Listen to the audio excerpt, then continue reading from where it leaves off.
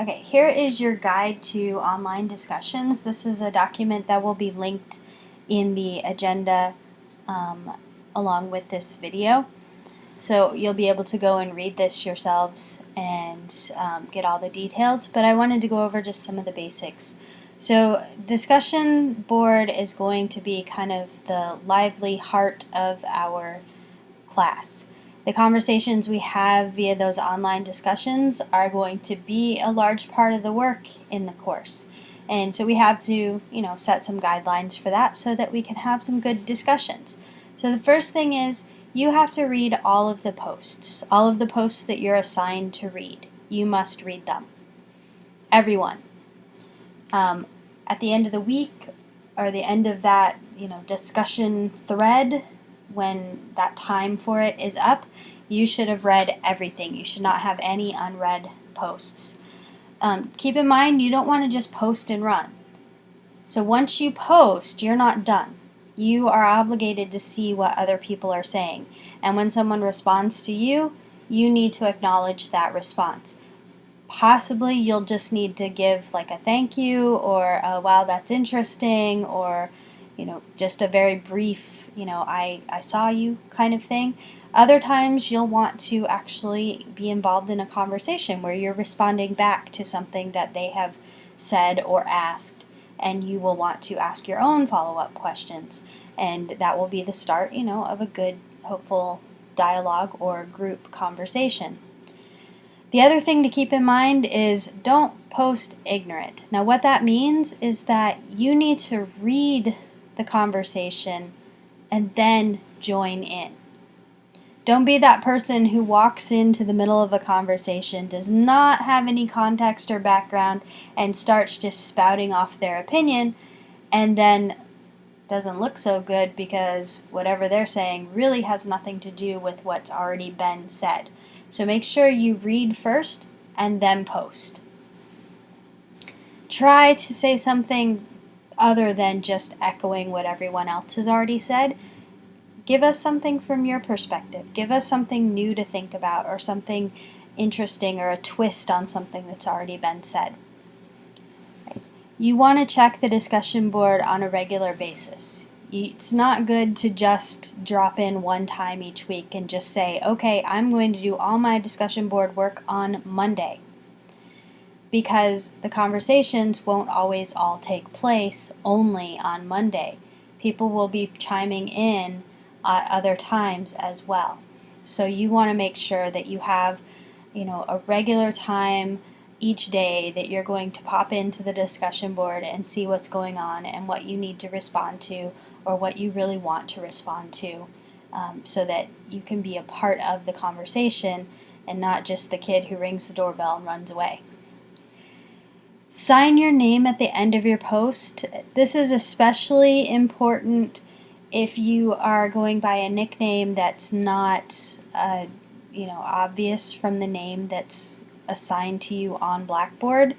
So because you can't change your name on Blackboard, but if you are, say, Jonathan and you go by Johnny, people are going to keep calling you Jonathan if you don't sign your name Johnny. And in other cases, if you're Jonathan but you actually go by JT, or you go by your middle name David, you need to sign your name so people get used to seeing that and know how to respond back to you. You want to be working on building a conversation. The next part of this will explain 3 different kinds of posts.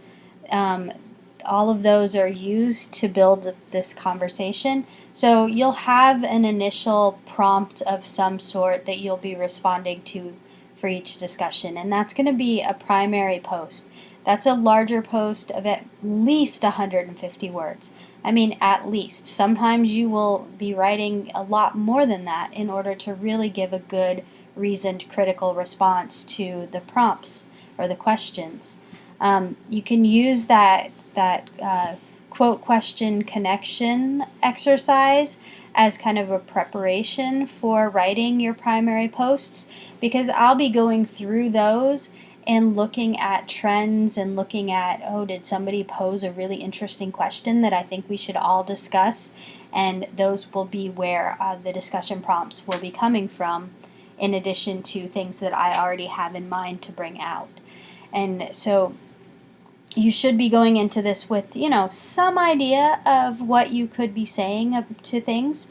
And then you want to give sufficient detail. You want to use support from the readings, maybe direct quotes, maybe referencing a section or a page number.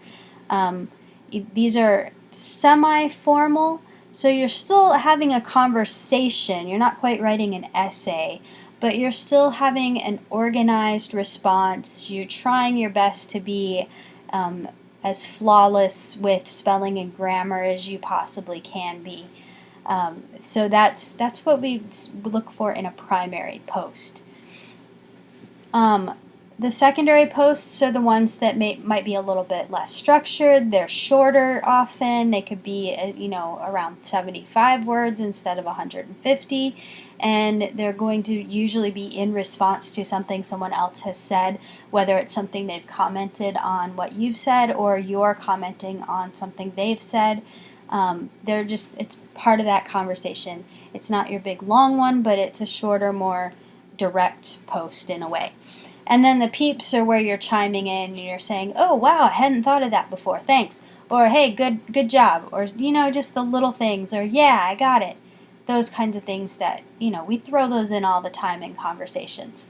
So, try to get a one of those in each week, maybe a few more. Just, be part of the conversation. The discussion boards are graded. You can look through this information here on these two rubrics. Notice that there aren't any points necessarily assigned to them, but there are some, letter grades, or in this one, letter grade ranges that correspond to these criteria. So I want you to look through that on your own, and then, let me know if you have any questions about those. One thing to note is that unless I specify otherwise, you have the option of creating a video or simply an audio post instead of writing out your post. So if writing is not your preferred method of communication, and you think you would do a better job if you made yourself a few notes on a piece of paper or a note card and you just recorded yourself in video or audio form, just speaking your answer. Or maybe you want to draw a picture and share that as well as speaking your answer. Or, some way of doing that. You are welcome to do that. The general criteria apply, as well as the content, support, and style sections under the writing criteria. So you'll be, as long as you give a clear, excellent, focused point, you're organized, you're original and creative, and you demonstrate a clear understanding of the course material, anything you use is relevant to support your point, and that you have a clear connection to the conversation, meaning you know what's already been said, that you're engaging in the way you're speaking, and that you're using good grammar, hopefully not saying as much as I do. I get nervous and I just fill it in. But, even if you do, I won't count that against you, because I'm not going to be a hypocrite there. But, ideally it will be a smooth presentation of what you want to say, and then you'll be doing really well. If you're unclear, it's clear you haven't organized your answer and you're just like randomly spouting off things, or you don't show evidence, or what you do try to show is irrelevant. You're not really connecting with the conversation or the audience, or offering anything that demonstrates a collegiate level of understanding, then you're not going to be doing as well. And maybe recording is not the best choice for you. So you do have an option. I'm allowing an option for you to try and meet the different communication styles of students, but I'm holding you all to the same standards. Other communications in class, or for this class, just make sure that you are using appropriate levels of communication. So if you're going to email me and ask me questions, think of it as a primary post that you would put on a discussion board. Make sure you have an appropriate subject line. Don't just send me a blank subject email. I need a heads up so I know if it's something I have to open right away or if it's something I can wait and open a little bit later, or even the next day if I'm having a really busy day when I get your email. Can it wait and I look at it, the next morning and get back to you then? Use an appropriate greeting. It's just common courtesy and it's good habit to get into. Be clear in your communication. Try to proofread as much as possible for grammar and spelling and word choice, punctuation. And we make mistakes, but do your best. And then end with an appropriate closing. Sign your name so I remember, whose email I'm reading and I don't have to scroll back up and figure out who sent it. Just sign your name the first time. If we're in the middle of an email conversation that's going back and forth, you don't have to sign your name every time, but for the first one, just sign your name. And then after that, we can keep talking. If you're emailing your classmates for the first time, treat them the same way. Once you get to know each other, you can figure out, how formal you're going to be in those conversations. The same with chat, even though it's a little more informal mode of communication. When you're asking me questions, be as clear as you possibly can. Try to avoid the texting abbreviations and emojis because we don't want misinterpretations, so that I don't inadvertently give you the wrong information or not give you the information that you need. Okay. Google Meet is like Skype or FaceTime. You can be on there with just your audio without your camera. You can be on with your microphone off and just be listening to what's going on. But if you do turn your video on, make sure that it's an appropriate time and place and that you are, presentable for an audience. Okay, that's all I'm asking. Sometimes people forget, even me. So, yeah. So that's the basic overview. Now, one thing I want to explain that is not written on here is that this is a full class. Right now, there are 25 students enrolled in the class, which for some of you from some of your other institutions may think, 25, that's small. But when we're working on a discussion board, that actually is a pretty big number when everyone has to be contributing to different threads. So what I'm going to be doing is each week I'm going to sort you into separate mini discussion groups. So each discussion group is going to have its own little thread.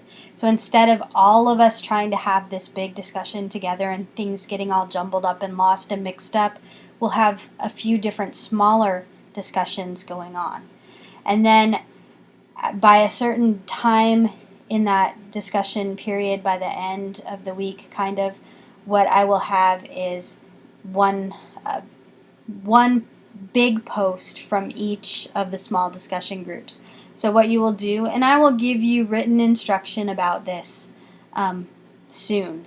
It doesn't matter for this week because this week we're not really going to be doing this. Next week we'll start it.